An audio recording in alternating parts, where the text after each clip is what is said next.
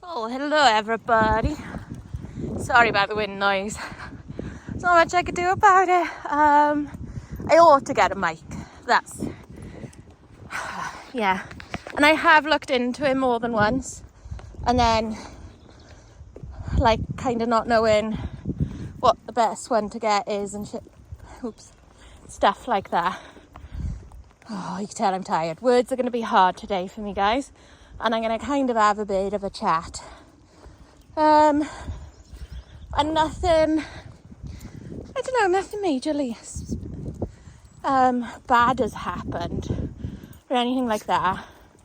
But in this last week alone, 3 people have contacted me for advice on potentially studding their dogs out.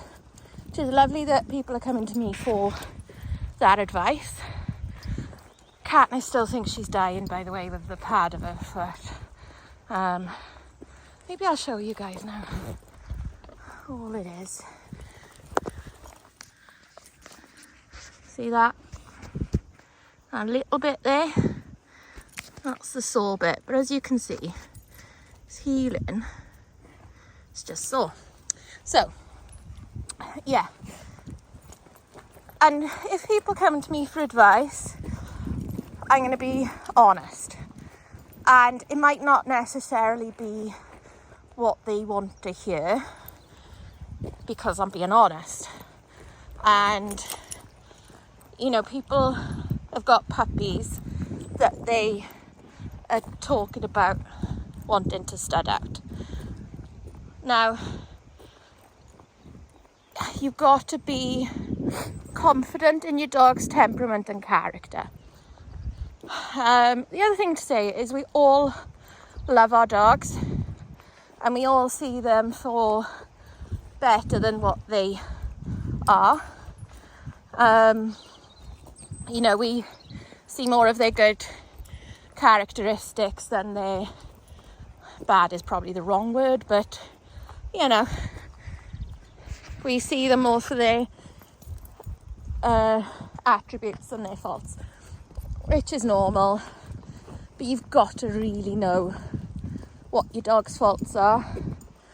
And if your dog's temperament is at fault, then it should never be considered to be bred from, in my opinion. So one way I'd think about asking myself that sort of question is, how easy is my dog to live with? Are there any parts of living with my dog that's a challenge? And not just living with them in the house, but in day-to-day life, walking. Have there been any training issues? Has there been incidents of them chewing in the house? Have there been incidents of them not settling in the house? Separation anxiety, etc., etc. So if there's anything that is difficult, even if you've overcome them, you've got to be prepared that those issues could crop up in your dog's offspring or potential future offspring. There's far too many characteristics that I've seen pass on that there's got to be a genetic link. Even like Lani, Aria, so we're still testing our recall. He doesn't like coming in. He loves to be outside and spend time outside. So I got excellent recall up until it's coming in time. And let me tell you, that dog knows coming in time. And even some of his puppies are starting to do it now. And it's not like difficult to manage or difficult to control. It's just annoying. But how the hell do his puppies already do that? You know, so you've got to look at that for a start. Then, has your dog had appropriate health tests? And even for a stud dog, I believe they probably need a few additional ones again. I'm just swapping hands.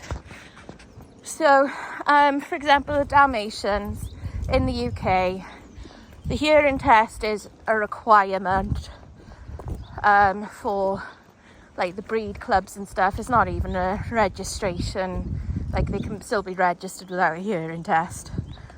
But anyway, the hearing test is like the required one by the breed clubs, but the hip scoring and elbow scoring is just a recommended one. So get the recommended one too. I think for GSPs, hip scoring is required, and I believe Iron Heart is recommended. This is off the top of my head, I could be making that up. I know the hip scoring is required. So get the extra things done as well, because if anything happens to go wrong with future offspring, then you're sort of covering your own back a little bit by going, well, okay, that could be the way the puppy's been raised, is why it may have hip dysplasia, because my dog's been tested, hip scored, and he doesn't have it. See what I mean? So it's just covering your own back a little bit.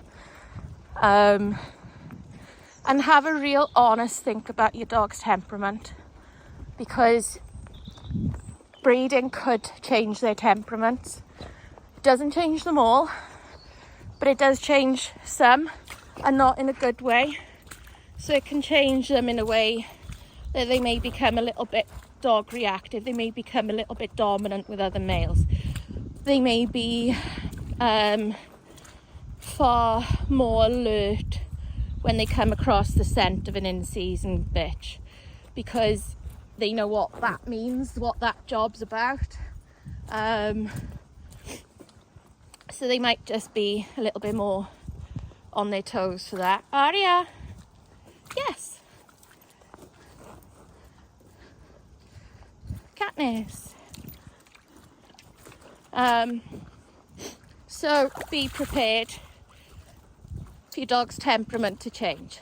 And the other thing is if it does change, like, are you able to cope with that? If your dog suddenly becomes a bit male dog reactive, male dog dominant, what are you going to do?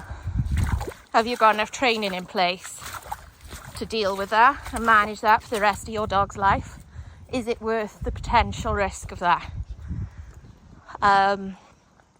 If your dog's already reactive and dominant, there's a fair chance the puppies will be too.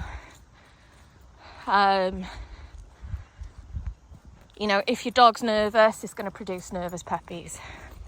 Some dogs even aren't nervous, but are still known for producing nervous puppies. If your dog's stress, he finds situations, various things stressful, then you're going to probably produce stressy puppies.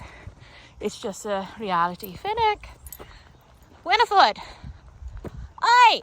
Whitney! Woo-woos! He's a Winifred. Good boy. Like, I used Nugget, for example, knowing Soft Spot's reputation for producing happy, outgoing, energetic Dalmatians. So the one sort of maybe difficulty is how energetic they are, but equally that's added, you know, more show off ability is probably the wrong word, but they show off more, which makes them good show dogs. They got more energy, which would make them good sport dogs for various things, because they've got that extra energy that needs a bit of stimulation, needs a bit of burning off. Come on, Adia! Come on, Donna! But equally, if you're a bit lazy, don't want to walk as far, don't want to do as much with the dog, that's going to make that dog a bit harder to live with, because that dog will want it. Do you see what I mean? So everything is a bit of a trade-off. Do you have enough knowledge on breeding? So I've had many bitch owners want a bit of hand holding on the labour, on the puppy raising, on the knowing the right time to mate the dog, the bitch, on knowing, on handling stud dogs and mating. Like sometimes you've got to help. Well, do you know how to do that? Are you prepared to do that? You know, do you know how to raise puppies? Do you know how to register puppies? And you can easily just dismiss that and say, well, it's the bitch owner's responsibility. But it kind of is yours too. It takes two to tango and all that. Are you prepared to take in your dog's offspring if any need rehoming? Are you capable or prepared to help home some puppies, help with the advertising, help with the selling of this future litter? Are you prepared to be in touch with your dog's offspring and help them in any way they may need help in? Advice, training, advice on anything. You know, it's a huge commitment, and I could talk about this for 10 times as long on what you've got to think about, but this is just a very brief insight / look into should you breed. So is your dog of sound health and temperament? Are you prepared for your dog's temperament to change? Do you know enough about what is a good combination of dogs? Do you know enough about the history of dogs in your dog's pedigree? Do you know about the dogs in your dog's lines and any health and temperament things they had? Do you know enough about training? Do you know enough about breeding and raising puppies to help advise whelp, the bitch owners? So, by the way, I said earlier, words aren't very good with me today. But in all honesty, the other thing you need to ask is why? Why are you doing it? You may love your dog, but are you seeing your dog through rose-tinted spectacles? Has your dog achieved anything that makes it worthy of entering the breeding population? And there are plenty of dogs that have not done or achieved anything that are still producing good offspring. So yes, that's not the only consideration, but it should at least be part of the thought process. The fact that Pod's got a list as long as my arm of achievements in different things, from being used on adverts, from winning his stud book number, from being carriage dog national champion, makes his offspring, his litters, far easier to sell. Because you can say what Pod's done and achieved in his life. You can say what his offspring have done so far. You can say that his sister and his mother have also got their stud book numbers and done various things. So, yeah, and if you're not really into breeding, you're not really into showing, and you're not really in it for the long haul, and you've got a lovely pet that you're enjoying, in all honesty, keep it that way. Keep it, don't risk altering the temperament and the behaviour of your pet. Just enjoy your pet. And that may sound really rude, but I don't mean it in a rude way. I mean it in a very honest way. So anyway, I'm going to shut up now because this is going to be a long video. So, shall see you all soon. Bye.